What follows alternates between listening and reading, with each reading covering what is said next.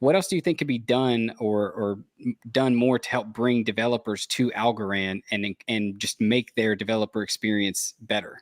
So I'll just jump in two quick things. Number one, it's the great technology that the Algorand Technologies is now bringing, which is stuff like enabling us at the foundation to bring line-by-line debugging for Python by doing the low-level stuff they need to do in the AVM and in Teal to make that possible. We're literally doing the handover with the foundation over the next 2 weeks. Yeah, nice, nice. Yeah. So that's a joint thing, and so we're going to have super rich feature visual debugging, line-by-line debugging coming up in Algorand 3.0. It's going to be killer. Nice. The second thing is awareness.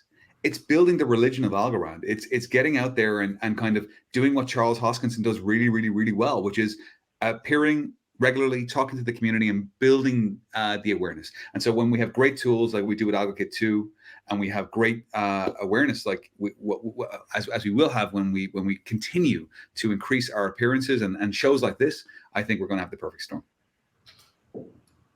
Gary, you have anything to add there? No, I think John got that one. Sweet. One last thing. I feel like we got a few more minutes here.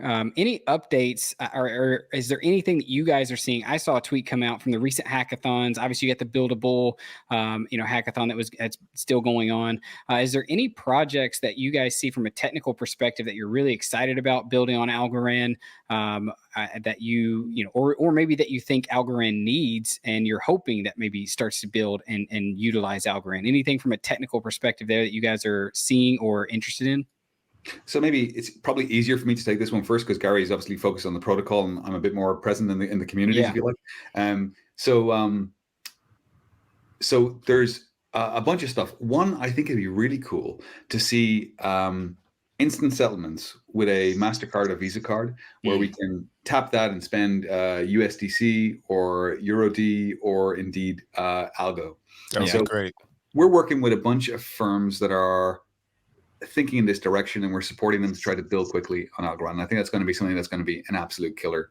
I'd also like to see more in terms of moving technologies like Para to stop focusing maybe on making your accounts the core of the user experience and start making it more about your digital identity. And so that maybe when you open your Para or equivalent, you will be the root of that application, your identity. And so maybe we start adding to the fact that you can spend Algorand and you can interact with contracts and you can move funds. Maybe we also start adding things like peer-to-peer messaging that's encrypted directly with your Algorand keys, attesting documents or signing documents right with your digital identity, and those kind of things. Talking. Yeah, I'm quite excited about that, and we're thinking about this, and we're moving forward standards on it. So there's a standard already that one of my teammates, Bruno, has put out around supporting elliptic curve Diffie-Hellman, using Edwards key pairs, which is what we use to sign Algorand transactions. And so a lot's going on. Also, this kind of, I'm calling it algo auth, but I'm told not to call it that. So it's not called that. Okay. And so yeah, some cool stuff coming up. But ultimately, Algorand is the Linux of blockchains. Bring your app. We'll help you build it. It's secure, reliable, and decentralized. Excellent. So as